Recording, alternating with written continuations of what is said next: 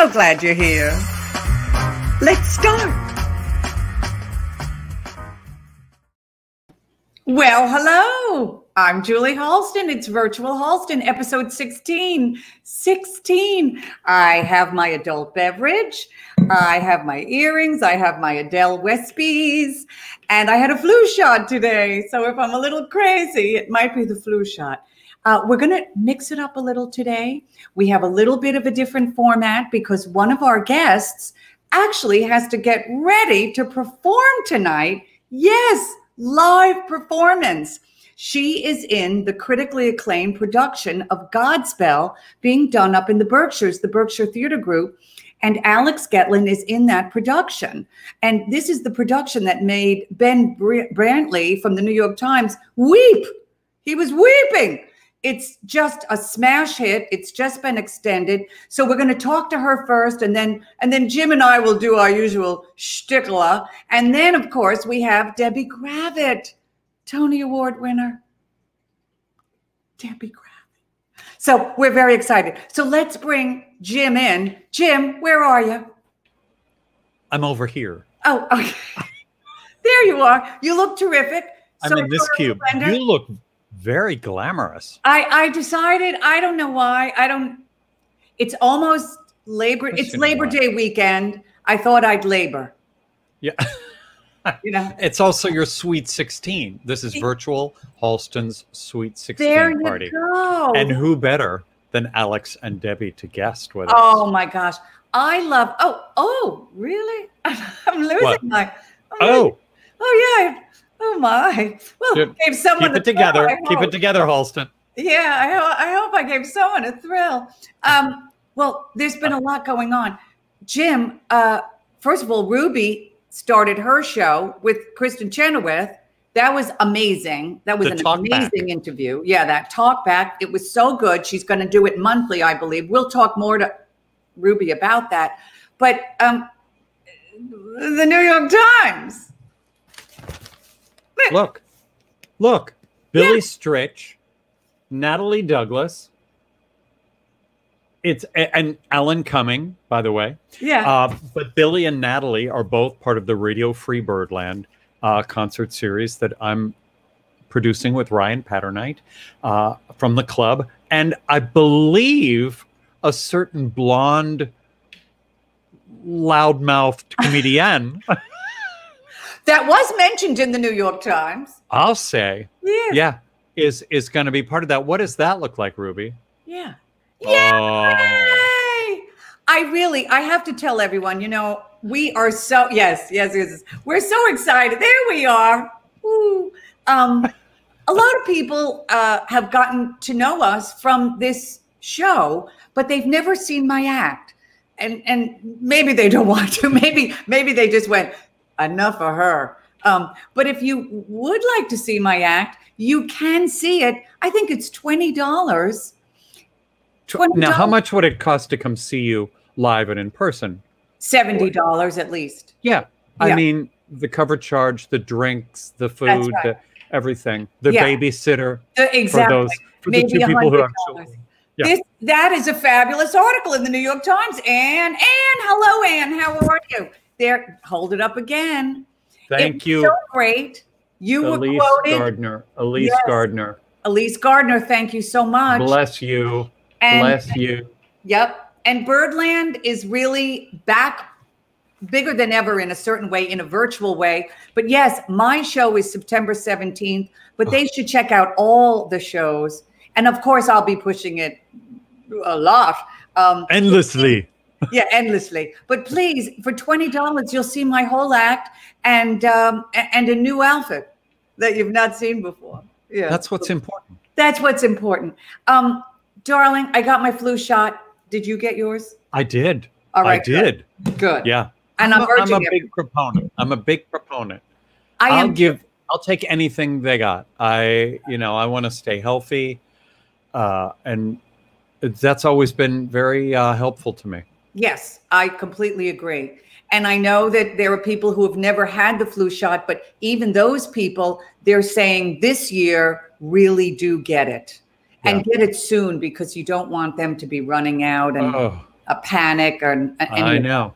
Do you know, I was talking to my aunt the other day. I forgot to tell you this. She's, I would say she's nearing 80. I don't really know how old she is, but she's close to 80. Like me. Yeah, she's your contemporaries. Yeah. She's never had the flu or a cold. Wow. She said, I don't know what it feels like. It looks horrible. And I was like, you're 80 and you've never had a cold. Right. What the hell? Well, I'll tell you, Jim, I've never had the flu. I've had colds. I've never had the flu. Really? Never. It's like my hobby. Yeah. No, I've never had the flu. I've had many other things, but which we don't want to talk about that. No, never. But I've never had the flu. Well, you're not missing anything. I've heard it's really terrible. Now, darling, I think we have to bring in our guest. Let's do it. She's on the clock. She's on the clock. Yeah. So she's part of this incredible production of Godspell. We've known her for a while. She's been part of Cast Party, which we'll discuss in detail. And we know her parents. And these are wonderful, wonderful parents, Heidi and Josh. And Josh was the one who wrote I bet they're watching. Article about me for the LA Times when I was doing Tootsie. But that seems like 25 years ago at this point. It's so sad. I used to be someone. I'm going to be starting to say things like that. I used to be someone. It's very sad. Anyway, I heard this girl sing, and I just knew right away, and you did too. This is the real deal. Just like our other guest, Debbie Gravitte, these are the great voices in the theater. And I am absolutely convinced that this woman is going places and going big time. Can we bring her in from the Godspell production in the Berkshires, Alex Getlin? Yay! There she is.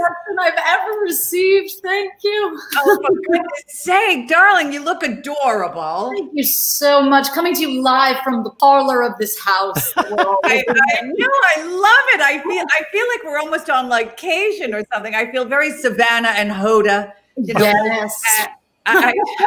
That's my dream, actually, to be Savannah and Hoda. I see. But anyway, first of all, you are in this incredible production of Godspell. It has been lauded. I know you were just recently on CBS This Morning, and you were talking about all the protocols that have been implemented. But for those out there watching Virtual Halston that did not see CBS This Morning, can you talk a little bit about what has been implemented and how you guys are doing this socially distanced production? Yeah, absolutely. So in its basic format, like in a safety packet that we were all given before we arrived here, we knew that we were going to be wearing masks constantly, just as everyone else is doing social distancing. We get tested 3 times a week for COVID, which is wonderful. It essentially comes out to like every other day. We're quarantining in a bubble together, as in we don't go anywhere. We just live in this house in a region that has virtually no cases and has been like that for a couple of months now, I believe. So it's all, that was all laid out for us, but things we didn't expect is when we arrived there, we were told that the intricacies of how we were going to socially distance on stage were really interesting, of being 6 feet apart when we're talking and 10 feet apart when we're singing, both front to back, side to side. So figuring out how this was going to be staged in a way that was simultaneously safe and adhering to protocol, and in a way that felt dramatically inventive, was the kind of challenge we were all called to. Oh, and it was supposed to be a 3.5-week process, and it got lowered to 2. So there was this huge time crunch for all of these things to happen. So the theater angels came to our aid. They weren't very busy, I guess, so we got all of them. And well, I think we have a picture from the production. So let's just see if Ruby, yes. So look at this. You're actually in screens. Yes. We have these movable partitions that are made of this sheer vinyl. So they protect any kind of spitting that come out So when you're singing towards someone, the rule is the partition has to be in front of you. Otherwise, you're singing out. So we never really have we talk about this often as a cast, that it's so funny, this traditionally cuddly show that Godspell is now totally sung out, and we don't really have the experience of looking at each other when we sing unless there's this partition in between us. Well, Alex, I've been in this business for 100 years, and I've never looked at anyone on stage in all that time. Well, I'm learning what it's like to be I haven't looked at a fellow actor in 40 years. I love that quote. Perfect for this pandemic. You should have been in this. Rita Marshall should have been in this show. I think that's what the show needs. That's right. Well, it sounds fantastic. I wish I could come up and see it. But the audience is also socially distanced? Yeah, they're 25 feet from us. So we are far from the audience, and they are spaced out, I believe, 9 feet from one another. So how many tickets you buy, you're in your little island, they're separate like that. And masked totally over nose and mouth the entire time. Yeah. So well, now I did mention that Jim and I have known you.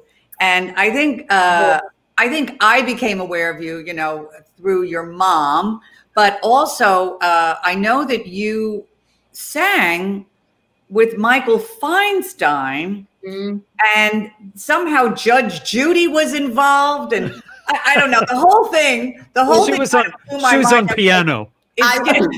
Is Judge Judy somehow involved with Michael Feinstein's band, or what? How did this all come about? So we had been fortunate. My father had helped her write the book "Don't Pee on My Leg and Tell Me It's Raining," which is a fabulous title, which is so quintessentially her. And so they had known each other. They'd worked on that together, and we got invited to this Thanksgiving party that they had thrown. And I don't remember exactly how old I was, but I was young enough to tell Michael Feinstein at this party when I met him that I too play the piano. And my mother was like, Alex, like, what? This guy's a genius. That's insane. So, and he was like very sweet and very nice. And, everyone would get up and sing karaoke, and most people would, sing whatever they thought. But I brought what I was working on in voice lessons. So I did, Rose's Turn or something insane. So I did that. And over the years, he would watch and be like, oh, that's so sweet. Like, Alex, getting better every year. So great, so great. Until I was 16, which is a fortunate year, as this is the 16th anniversary of Virtual Halston. And he very kindly asked me if I wanted to do a song at his club, which was then Feinstein's at the Regency, in a show that he was doing. And I was like, oh my God, like, yes, of course, of course. And then I don't know exactly how it happened, but one song turned into 2, turned into 3, turned into an evening of me presented by Michael Feinstein with his band and music director. And it's to this day the most serendipitous, unbelievable thing that maybe until this production, that has happened to me. It was extraordinary, and he's just unbelievable. I think we have I think we might actually have a picture of there. Oh my God, how cute is that? So that captures exactly what that night was. That was me going like, what? Can you believe this? And Michael, so cute, so nice. Was he really? I was there to clap. You were there. Oh my God. Oh my God. Oh God. Well, that is amazing. Now, by the way, if you have just joined us, we're talking to Alex Getlin, who was in the critically acclaimed production of Godspell up at the Berkshires.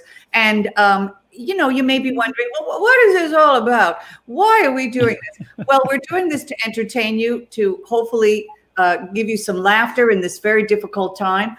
But we do have to pay for the platforms because we're on many platforms. I think last week we had, just during the live stream, we had almost 10,000 viewers. So we're very, very excited. Every week we get more and more and more people, and people are really devoted to Virtual Halston now. I'm so delighted. I have such great, great viewers, and they're very generous. But if you can just tip us, no donation is too small or too large. And we've had celebrities give us money. We've had, my cats haven't given yet, but, no donation, $5, $10, $50, whatever it is, please feel free to tip us, because a portion of it does go to the Pulmonary Fibrosis Foundation, which is near and dear to my heart, which is the disease that my late husband, Ralph Howard, passed away from. So thank you again. And now, yeah, your parents, Michael Feinstein, Judge Judy. And I do remember, Alex, your mom, because I adore your mom, but she was, you know, very insistent that I listen to an audio file of you singing, because I wasn't at Feinstein's during that. And I remember thinking, oh God, I just hope she's not terrible. And I kept putting it off. You know, it's like that thing you go, oh yeah, I got to listen to that audio file. Yeah, I got to listen to that audio file. Finally, it was like 11:30 at night. And I finally just said to myself, all right, put on the audio file. Because if she's terrible, I'll just go like, I'm going to forget this. It's a bad dream. And I'll go to sleep. Well, I was gobsmacked, you know, and I'm pretty tough. You are. You know? I mean, first of all, I've been on the Broadway and I've heard really great voices. And, you know, I'm just also just judgmental, as we know. Judge Julie, I went crazy for your voice. And I just remember being so gobsmacked. And I remember thinking, she's got it. She's got it. She's. I mean, you were the same way, Jim, right? I mean, you. It was exactly the same thing, because I knew Josh and Heidi. Like you, Josh wrote a wonderful thing about Cast Party in the LA Times, a full page. Heidi had written a beautiful thing about Cast Party here in New York City. So, you know, I was already in love with the family, and they kept telling me about, oh, our daughter sings, and oh, well, good. You know, yay. She came to Cast Party. She killed so hard. And you had glasses and braces, and you were a little girl. I think we have that picture. I think we have the picture. Yeah. No. Do we have it? Yeah. Oh my Look God. at her. God. Oh my God.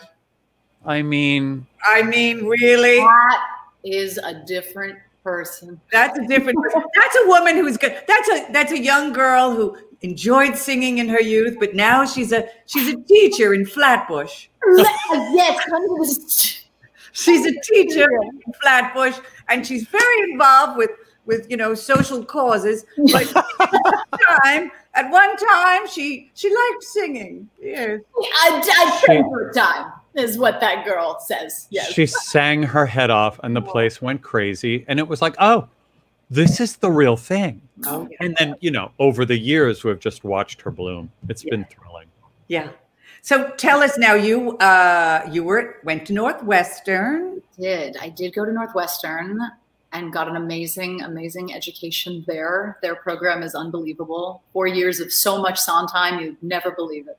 But yeah, it was wonderful. And then I graduated. Oh my God, I guess that's 4 years ago now, 2016. That was when I.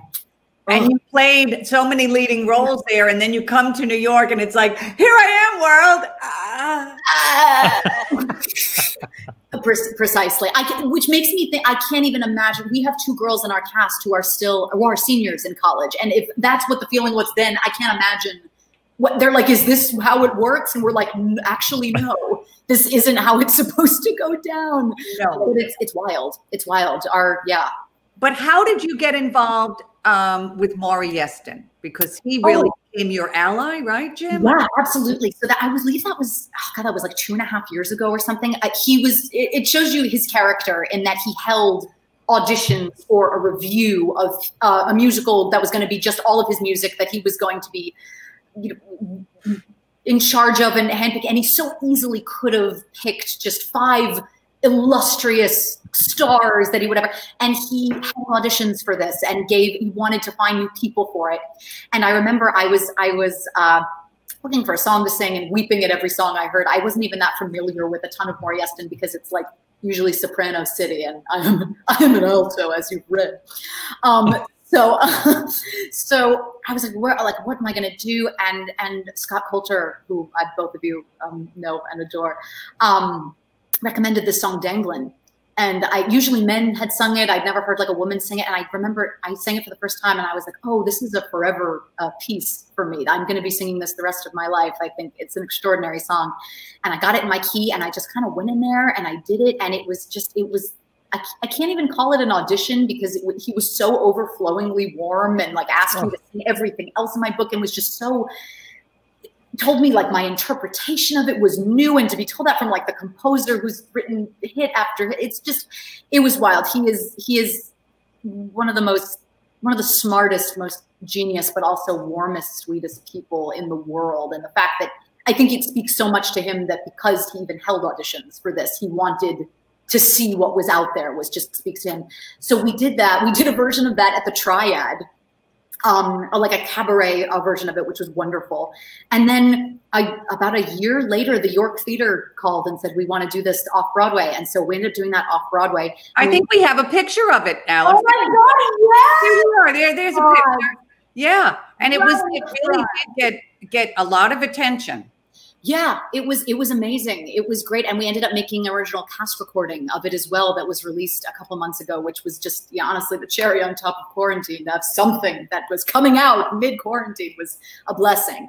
So yeah, it was, and just singing his music every night and asking him about his work, and as an artist, just seeing what you do as you collaborate with someone who's written this material, who is so open to it changing, but keeping the integrity of it. It's unlike anything else. It was amazing. Wow. I always am amazed when I have to, talk to somebody who's doing a new musical. Cause I do musicals and they always say to me, bring your book. And I howl. I'm like, bring my book. What? I'm reading Fantasyland by Kurt Anderson now. Bring my book. What? Don't you know who I am? There's no book. Oh, I'm reading the Joan Crawford book. I saw her. Eva says I saw her in the Yesterday Show with New York. It was so phenomenal. Eva, thank you so much for watching. Eva watches all the time. She's amazing. Oh, wonderful. Anyway, now you're doing this. Yes. You're doing Godspell. Hey, has Stephen Schwartz been up to see? He's not been yet, but we have rumors that he's coming soon, and they won't tell us, so we're all really on our best behavior. That's good. It is good. It is good. And you were surprised that Ben Brantley went up there, right? Okay, so here's what happened. Opening night, I was so overwhelmed that any of this was even happening. We woke up that morning, we were like, we're going to show this to people? Like, this is crazy.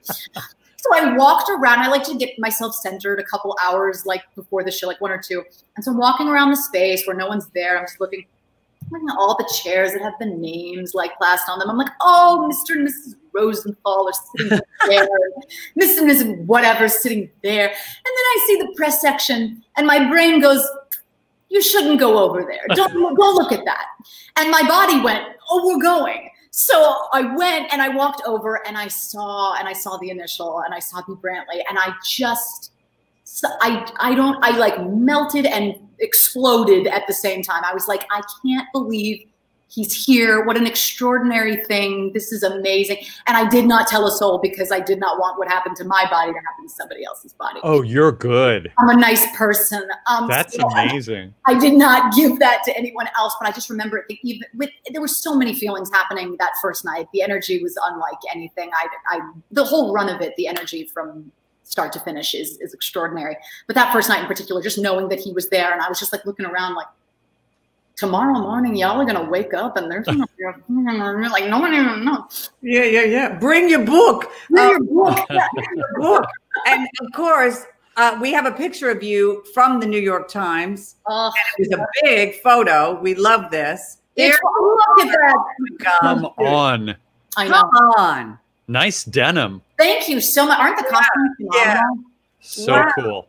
They're wonderful. Yeah, it was amazing. And of course, we love the quote, and you'll be able to have this quote for the rest of your life, which is that she has an alto that could melt stone. I got a flurry of texts that day talking about stone and melting, and I swear to God, my brain went, another natural disaster in 2020. The stone has not, I literally Googled, I was like, stone melting 2020.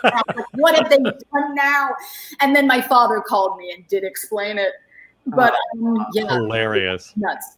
I have an alto that could turn someone to stone. Oh, never. I do have to tell you that seeing you in Tootsie is one of my most, I've realized one of my most cherished 2020 memories of live theater, looking at the timeline of it. Every single person I brought with me to see you who didn't know you just walked out of there going, and who is that? Rita Marshall. And I was like, I have some videos for you. Like, well, that is so lovely. We love you so much, Alex. I really predict. Guess what? It's 5:26. Oh, it's time for you to go. Ready? You have to go. Yeah. 5 minutes. Yeah. Miss Getlin. Oh my God. Words I haven't heard in years that I'm so thrilled to be hearing now. Half hour, Miss Getlin.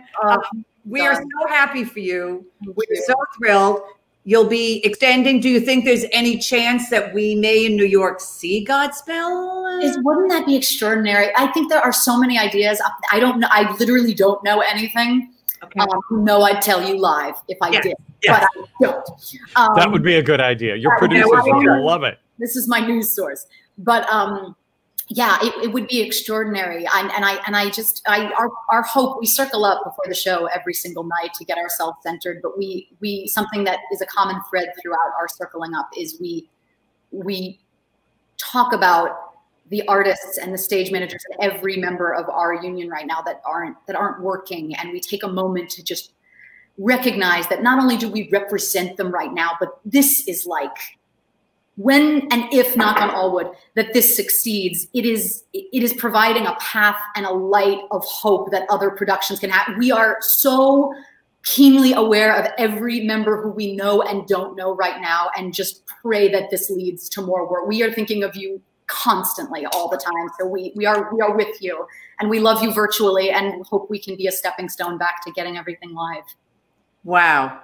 Boy, she's very poised too, isn't she? She's annoying too, isn't she? Oh, well, young and very talented. They're all very annoying. Alex, I adore you. You're the real deal. We love you. Have a great show. We'll see you back in New York soon. I can't. Give everybody our love up there. I will. Yes, give everyone our love. And tell them to watch. I do already. Please. All right. Bye, guys. Bye. Oh, she's just delightful. Why are we doing this? Well, we hope that you enjoyed that wonderful Alex Getlin and this incredible production. There we are. Please feel free to tip us. A portion goes to the Pulmonary Fibrosis Foundation. We have to pay for the platform. I don't have to pay for my eyelashes anymore, but we keep increasing our viewership because we are on so many more platforms due to the brilliance of our producer, Jim Caruso. And Jim, that was really something. I felt it was very moving, wasn't it? You could see why Ben Brantley was sort of very moved by that production. Yeah, it's kind of ingenious what they've done. It really was. And it's just thrilling, and it makes me feel very optimistic that the brilliant creative people in the world will find a way to make art. Yes, Kate McGuire runs that group, and she's done an extraordinary job. So, and Jerry McIntyre, the choreographer, yes, Bilderman, the director, and this incredible cast. So it's fantastic. And Jim, next week we're going to have a special show, but we have been getting many imitation of Julie, audios, and now we got a few videos. Yeah. I got one from Florida the other night, and I showed it to you, and you kind of went crazy for it. I loved it so much. Yeah, no, it's so good. But we have some big contenders. So, and maybe we have one more week. You can send in your imitation of Julie. You can look online. You can look on YouTube to see some specific sketches or readings or whatever you might want to find. I highly advise you to make a recording of Julie Lynn Halston and share it with us. You might just win a box of Wispies and a darling mug. Yeah, and autographed Wispies. And I'll throw in the duo adhesive. Oh. Oh yeah. Oh, Alex, by the way, says, love you all so much. Thank you for having me. Can't wait to watch the rest of the show. Well, she can't watch it she can watch it from her dressing room, I guess. There she is. She's putting on her lashes. That's right. Darling, let's bring Ruby in because Ruby has some news. See what she has to say. Yes. What did she have to say? Yeah. Oh, Ruby Lochner. Ruby. Oh, Jim Caruso. Oh, hello. Hello. Isn't she Hello. great? Ruby wasn't Alex. Oh my gosh, she's amazing. Oh, hi Jim. Let me look down away too. She's amazing. I mean, just such a gem, and I can't wait to get to know her more because I was telling you before the show, it's one of those things where I'm sure we were a cast party on one of the same days. We kind of follow in the same circle. So when she's back in New York City, I am just so excited to know her because what an incredible woman. They follow in the same circles because they're young and successful and pretty and now, darling Ruby, your first show, Talk Back. Oh my gosh! What a crazy! While I fix my. Yes. Oh. Go ahead. Yeah. Well, what a crazy week. It was a blast. Oh my gosh, my first show, my first episode of my new series, The Talk Back, that's going to be happening once a month here on the Cast Party Network YouTube channel. It went so well. My first guest is Kristen Chenoweth, who I've known since I was about 13 years old. And she's done so much for me in my life. And when I reached out to her and said, will you be my guest on, I'm starting this show, I'm still kind of developing it, she instantly texted me back and said, yes, anything for you. I mean, she's just one of the most generous human beings on the planet. And it was so much fun. We took live questions from the audience. That was so fun. I love that part, Ruby. I do too. And you had the audience on. I loved that too, that she had some of the audience members on the show.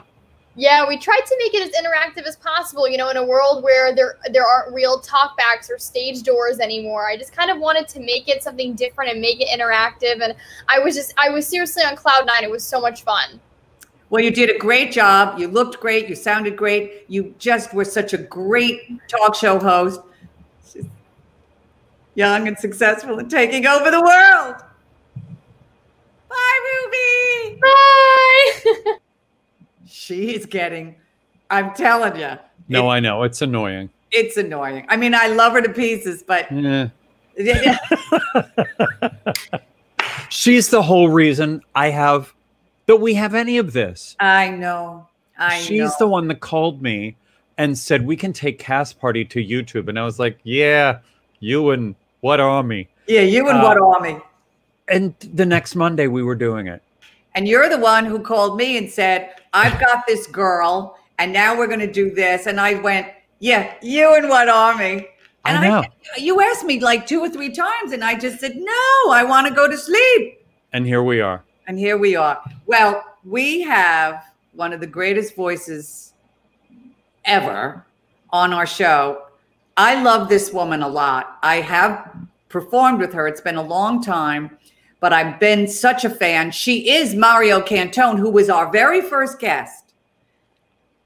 She is his favorite singer in the world. Good taste. Yes, because he has great taste. She's a Bulian. She's beautiful. She's a mom. She's a Broadway star. She's a Tony winner. She's a recording artist, and she's one of the most sought after concert performers. Let's bring her on. Debbie Gravitte, everyone. Wow. There she is. I am sought after. Hold on, I have to take a call. You are. You played with 175 different orchestras, haven't you? I have. Yeah, you're sought after, darling. I'm sought after, darling. How in the world are you, and how have you been during this crazy pandemic? I mean, you know what? I don't even have to say how lucky I feel because I feel so lucky. I have a beautiful home. I have food to eat. I have air to breathe, and I have my family, and I feel so lucky. I mean, I'm on the same wave that we all are, which is the up and the down and the in and the out, and it's exhausting. But and you know, doing things all the time as we all are doing. I got to do this thing called Cast Party. It was fabulous, really. Julie, you should try it. It's great. Now what? I actually did do the first one, didn't I, Jim? Yeah. I did some readings. By the way, my friend, my BFF, Charles Schoonmaker, just said, Debbie Shapiro, well, you're not Shapiro, Debbie Gravitte looks amazing. Oh my God, thank you. Yeah. It might be because I got a ring light. Yes, ring light. Yes, I have those loom cubes. And I have both. Yes, and I have both as well. You both Because look I'm so great. 140. Guess what? Here we are, still standing. There you go. Right? That's what we do. We pivot. That's We right. pivot. It's true. I have a company called Group 5 Productions, and now I'm sitting here like producing virtual content for places. So What do you mean? What do you mean? What are you producing? So it all began. I had this idea to do these things. Oh my God, look, that's my company. And actually, I don't know if this is something to brag about or not, but we produced a fundraiser for Joe Kennedy III. Okay. Like complete, can we cuss on the show? Yes. Oh, it was a shit show, complete shit show. And Twitter lit up, and anyway, it got postponed. But we took this model, and we have fabulous people sing and do songs, and then we piece it together, and we, you know, go to Jim Caruso and go, hey, Jim Caruso, do you want to introduce your theater? And anyway, so we've been doing that, and it's really fun. Wasn't Harvey Firestein involved? Yes, he was. Yes, he was. Sarah Bareilles and Kristen. No. Sarah Bareilles and Kelly O'Hara, and Oh God. Yeah, it was really great. It was fantastic. And fantastic. I'm the only person who got to see it, but well, it was really good. Now we're going to do a little walk down memory lane of Debbie Gravitte because you are Broadway royalty. My ring light. You are Broadway royalty, Debbie Gravitte. You made your Broadway debut in 1979 in They're Playing Our Song. Yes. I think we have the playbill from that. Yes, there we are. Yeah, I'm not. There you are. I love that artwork. Look at that. I love that artwork. And you were ensemble, but also the voice. What did you do in that? I was one of the voices. There were 3 girls, 3 guys, and then I was the cover for Lucy. Oh my, Lucy Arnaz. Jim, you know Lucy Arnaz very well. I do. And of course, Marvin Hamlish, composer. And now tell us, how was this for you? What was it like? I mean, this was a big deal. This was a big show. It was Neil Simon. It was a huge deal. I mean, it was a huge deal. I mean, I'm going past what you're asking about, but I do remember opening night going, oh my God, I've always wanted to be on Broadway. Now I'm on Broadway. Now what? Like I literally remember that sort of vacuum of space because we're also goal oriented in our business. Yeah. So you get to your goal and then what? Yeah. Then what? So we have to keep having these little milestones in front of us. Anyway, it was amazing. You know, it didn't matter. They threw out scenes, they threw out songs, they threw out people.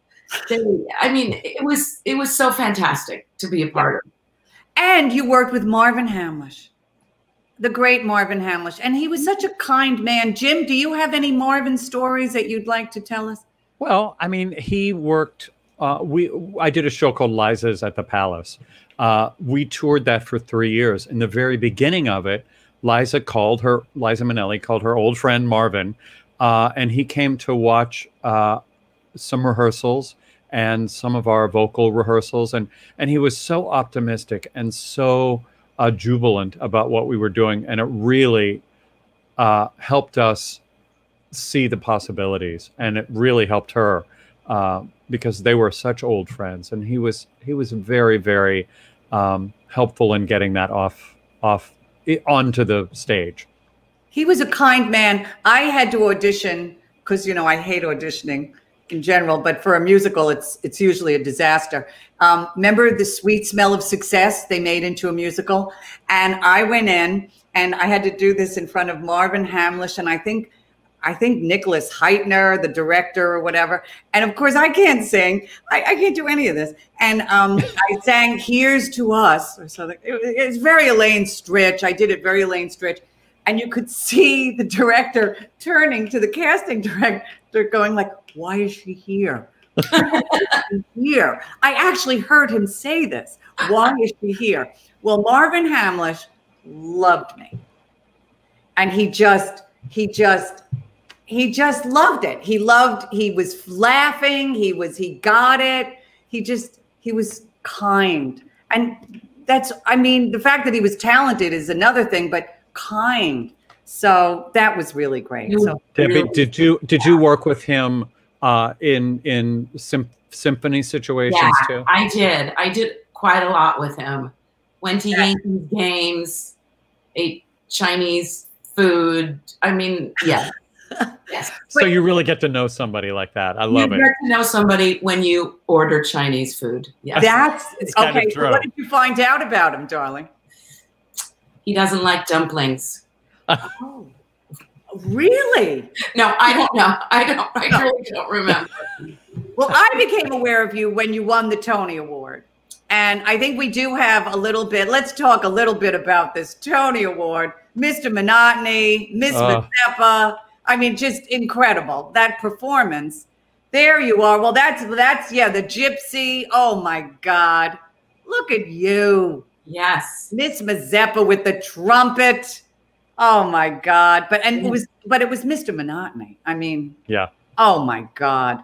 Great song. You know, I do urge people to go on YouTube and see your adorable Tony speech. I just remember falling in love with you. You were just so adorable, so ebullient, so delicious. And I just remember just falling in love with you when you won that Tony Award. And of course, it was such a surprise. It really was a surprise. Yeah. Well, you were stunned, and it was so clear that you were stunned. But we have to ask you. I mean, he's famously tough. You know, many people can't even say his name because they didn't like him so much. But what was your experience working with Jerome Robbins? I was going to look to see if I had a picture sitting right here. I absolutely loved, adored him. Really? I understood him. He was Peter Pan. He was a little boy. He was a little, not a little boy, but he was Peter Pan. He never grew up. He had such a sense of mischief to him, and such a sense of, I mean, he was brilliant. And I've worked with Chris Gattelli, the incredible Chris Gattelli. I worked with some amazing people in my life. And I remember Chris Gattelli wanted to know everything about Jerry and how he worked. And Andy Blankenbuehler, like everybody that I've always worked with now, I'm always comparing to Jerry Robbins because there was nobody like him. And I worked with Gower Champion before he had his last tap dance. Yeah. So I loved him and adored him. When we started rehearsing for the show for 6 months, none of us really were around for the House Un-American activities and what happened, and really, which was awful. And Jerry Robbins named names, but he was a gay man in 1964, terrified to be outed. So it's such a mixed bag of things. But I loved and adored him. So life is very complicated, and it's always interesting to me because frequently I hear about somebody, then they go, "Oh, she's a bitch," or "Oh my God, he's the most difficult person." I always end up liking them. I don't know. Maybe they say that about me, but I think some of it is what you're saying is interesting. He was curious. He was a perfectionist. He wanted the magic. That's the Peter Pan quality that I think you're talking about. He wanted the magic, and he knew he could get it. So he was tough on people because he knew what he knew what the vision was. But he was the best director I've ever worked with. I mean, he knew because he was such a good actor. I mean, he was a member of the Actors Studio. He knew how to get truth out of things. And come on, kids, watch West Side Story, and just there's nothing false in any of the movement of I guess the film. Now we have to watch, but it's just it's amazing. Loved him. It's interesting because I was going to watch the film just the other night, and I realized that literally that first sound, da-da, I just start crying. You just go to the crying. I just literally start crying. And I just cry through the whole film because it changed my life, but also because every second is superb. Yeah. Every second. Yeah. All right. Now, listen, have you ever tackled, I mean, I did Gypsy. You were Miss Mazeppa in Jerome Robbins' Broadway. Have you ever thought about doing Mama Rose? Oh my God. Yes. Yes. I mean, you'd be constantly. Mama Rose. Yeah. Years ago, I was asked to do it at Sundance, believe it or not. What? And I said, I'm not ready. I'm not ready, because I wasn't. I really wasn't. And I, as much as I go, oh, sigh, and oh, I wish I had, and we can't do that in our lives. We can't. If we do that, we'll just never come back to now. And I am ready to do it. So okay. All right, you're hearing it first. Producer. All right, okay. They're out there, Debbie. They're out there, and they are out Mame too. I would love to hear you tackle that score. Never. I'm here to tell you right now, I will never be cast in Mame.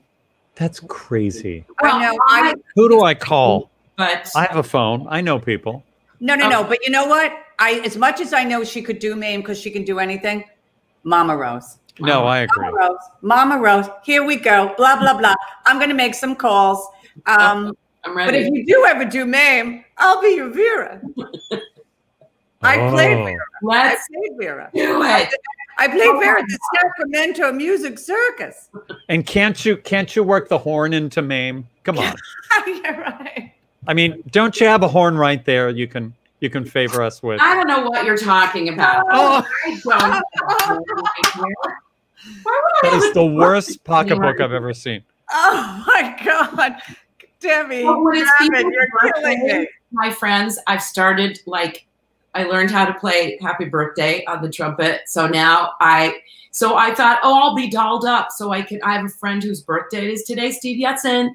And so I thought I'm all dolled, so I might as well. Should we say it? Should we say happy birthday? Let's do it. Let's do it. Happy birthday. Yeah. It'll blow you all out. I don't want to do it. No, it won't. No, Ruby can. Come on, let's do it. Not that we want to force you. Yeah. Not that we're going to force you. I have to take my lipstick off. All right. Okay. Me too. I love just this. to hear it. I got to take pictures of this because this is fantastic. Take pictures. Take pictures of this. Oh, please. Ruby, take me off for 1 second because I have to do one thing. Oh. Oh. What could she need to do? I love this. I love that. First of all, I know. I really do. I'm going to talk to people about her doing a Mama Rose. Oh, that would be amazing. Yeah. It would be great. No, because, let's face it, we're on pause right now, but Debbie Gravitte is Mama Rose. And by the way, ladies, gentlemen, and anyone, whatever you are, gender fluid, welcome everyone. What are we doing? We're having fun. We're with Debbie Gravitte. We are paying for our platforms, not paying for the eyelashes anymore, paying for my whatever I'm drinking tonight. And of course, a portion goes to the Pulmonary Fibrosis Foundation. Please feel free. No donation too small, too large. You've been such great viewers. Isn't it great? Isn't it great how generous people have been.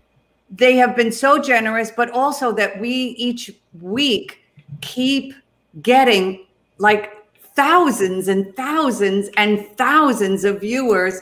And we have such a loyal base as well. It's really startling. And you were the one, Jim, who said, you're going to do this. And I thought we'd have 4 or 5 episodes. I thought it'd be 4 or 5 episodes and people go, oh, Julie, you know, she's having fun. And she raised, I don't know, something for her little charity, whatever, you know, whatever. Well, it's a big charity, but you were the one who said, no, this can work. And you were right. I think we're bringing Ruby back. I'm not sure. Is Ruby? Or even Debbie. Did everybody leave? Great.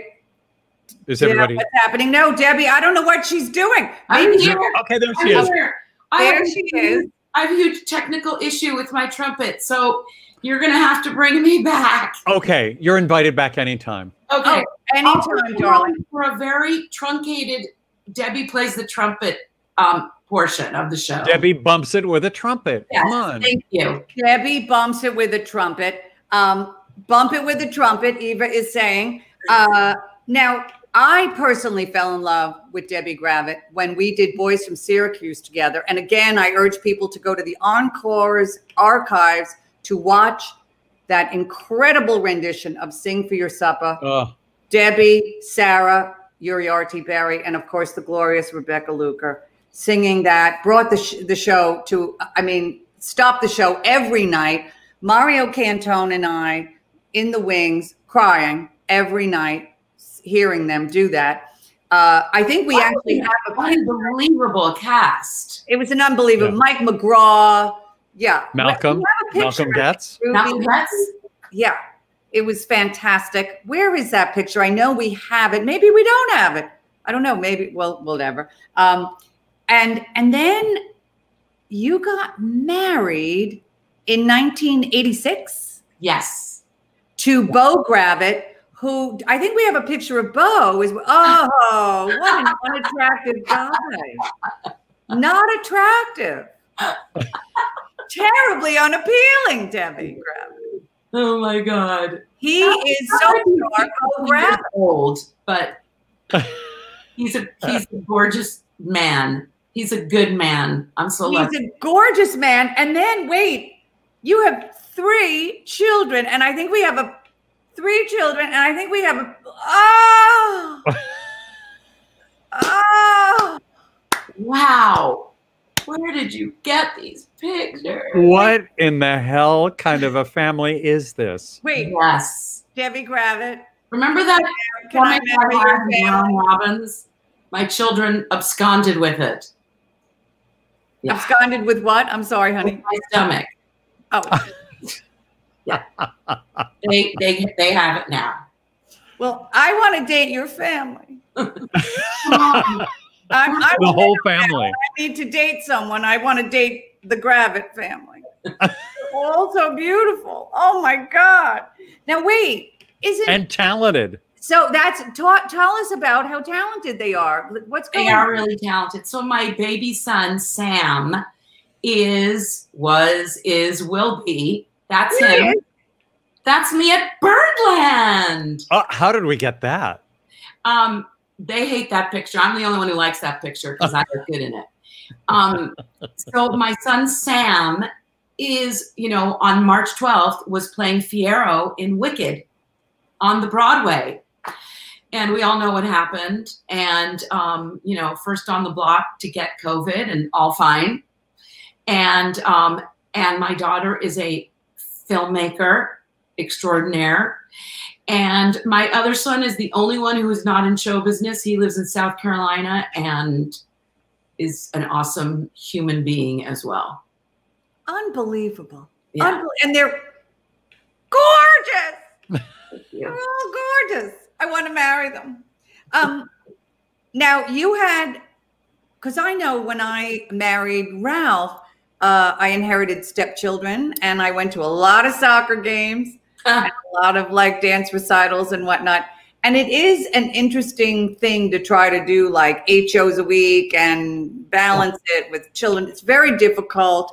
And you really made the decision, you know what? I'm going to be a concert performer, correct? I mean, how did you... I was doing Chicago, which I'm sure you've done, and probably Jim's done. Every human being on the planet. You're successful, darling. I'm drinking. I was doing Chicago, and all of a sudden I went, what am I doing? I'm doing, 5 shows on a weekend when I could be watching for part of the weekend at least. My kids do things, and I know it's going to go quickly. And so I made a decision, whether it was right, wrong, good, or bad, because I haven't been on the Broadway for a while now, but I wanted to be around my kids. I wanted to watch them do things. Well, wasn't that selfish of you? You wanted to be around your kids. What kind of bitch were you? Did that surprise you that you wanted to do that? It all surprised me. I mean, I was one of those like, I can't get it fast enough, and right. Get out of my like way. Everybody, like all of us. Yeah. And I'm sure you guys have had that moment of, do you know what you said to me when we first met? And I'm like, oh, no, different person then. Yeah. And I never, ever imagined having children. And I never, ever imagined loving it the way that I do. Wow. I mean, listen, I look at my Tony Award on the piano, but it is all about my kids. I have to, I'm going to start crying now, and that'll be bad. And no, it won't be bad. It's so fantastic. And I will tell you, one of the things, and I am going to cry too. One of the things that, besides the fact that I miss my late husband very much, I loved being a housewife. I loved it. I did. I loved being Mrs. Ralph Howard. I think Ralph liked being Mr. Julie Halston. It was a good match. And when I lost Ralph, I not only lost Ralph, but I lost my role. And it was the best role I ever had, which was that I loved being Mrs. Ralph Howard. Yeah. And, I understand. I really do. I mean, we can all be rapacious about show business, but the fact is it's show business. Do you know what I mean? And that doesn't mean that it's insignificant at all. It's incredibly significant. But you made a big decision, and you have these 3 great kids. Come on. There's nothing better than that. I also think, Julie, and I'm sort of addressing this more to you because you're a woman, I feel that we are really the first generation to go, excuse me, we can do it all. Right. Yeah, Mom. I mean, I remember I had like my first kid, and my stepmother was like, so are you going to stop singing now? And I'm like, no. Why would I do that? Right. And I remember I asked my daughter years later, and I went, did you not like it when I was gone? She said, I loved that you were out working. You were like the coolest mom of all the moms because you were out working. Right. Wow. Okay. Job done. So is it time for you to come back to Broadway when Broadway comes back? Oh my God. Yes. I am available for bar mitzvahs, weddings, and Broadway. Okay. Now, wait, I just want to remind everyone, first of all, you have worked with 175 different symphonies. You have 4 CDs out there. I would like to remind people of your website. Do we have it? It's debbiegravitte.com, correct? Oh, sure. Oh, look at it. There it is. There it is. What a great producer you have. I have a great producer, and I have a great technical director, Ruby Lochnar. This is so great. And I really think, I'm not joking, I have a few people I'm going to call. I want to see Debbie Gravitte as Mama Rose. Come on, right? And Jim, you can play Pasty. I am Pasty. And I'll play Miss Cratchit again. I'll play Miss Cratchit. Oh, perfect. Okay. But I do want to come back for just like in between 2 fabulous people. I'm literally going to just play Happy Birthday on my trumpet for you and be gone. Okay. And we want to say happy birthday to Steve. It is Steve, right? Yes, it is. Okay. Happy birthday. Yes. Happy birthday. Feel free to go to Debbie Gravitte's website. Feel free to get her CDs. Debbie, the CDs are so good. The CDs are just brilliant. And the Stephen Eady, your Stephen Eady show is just one of my favorite things ever. We will be at Birdland as soon as we can, as soon as we're all back in the studio. I'll say. I can't wait. Composers, Debbie, do you have any favorite composers? Wow. Oh, that's a really hard question to answer. I understand. That's all right. Think about it for the next time. I love, yeah, we'll save it for the next time. Save it for the next time. I love them all. Well, you can sing them all. That's the other thing, is that you can actually sing them all. And stay all night. And stay all night. Anybody? It's been a complete hoot. I hope you had a good time. I loved it. I love you both so much. And I love why you're here and why we're all here. And just keep sharing that joy and your radiance and your love for what you do. It just like oozes out of the screen. And okay, I think I need to marry the family. I need to marry the family. Can I marry the family? Debbie, it's the ring light. We love you, Debbie Gravitte. Come back. I promise. I want to. And for all of you out there, again, feel free to tip us. Follow me on Twitter at Julie Halston. There we go. There's the Venmo and the PayPal. Again, you've been so generous. Keep being generous. We send a check to the Pulmonary Fibrosis Foundation every week. And I got to tell you, they are gobsmacked and they're thrilled. And it helps not only the patients, but also the caregivers. That's really important, that we really support the caregivers, because the patients have enough to deal with, but the families are also struggling. And that's really, really important to help them. And also follow me on Instagram, Jim, the Cast Party Network. We want you to subscribe. Yeah, subscribe. I'm doing that because I'm hoping there it is. Oh, that's not it. Oh my goodness. Follow us on at the Cast Party Network. And Amy Wadzilla from the PFF just wrote in, and she just had a baby, by the way. Oh, over 8-pound baby. I was like, oh my gosh, wow. Well, he is so delicious and so adorable. Thomas. She just had, this is her first child, so it's really wonderful. Oh, and by the way, for those of you who are Tootsie fans, John Bellman, who was so brilliant in Tootsie, he and his wife, LJ, just had a baby girl, Temple Jean. Oh. Temple Jean Bellman. Perfect. Isn't that fabulous? Don't you love it? We're all coming to her, clearly. Yeah. So we're all excited about that. So the Tootsie family is very, very excited. Debbie, I'm telling you, I'm going to work on this. I'm sending it out there. I'm planning on it. She's back. She's better than ever. I want her on Broadway. Debbie Gravitte, everyone. Okay. Boom. Bye, darling. And there we are.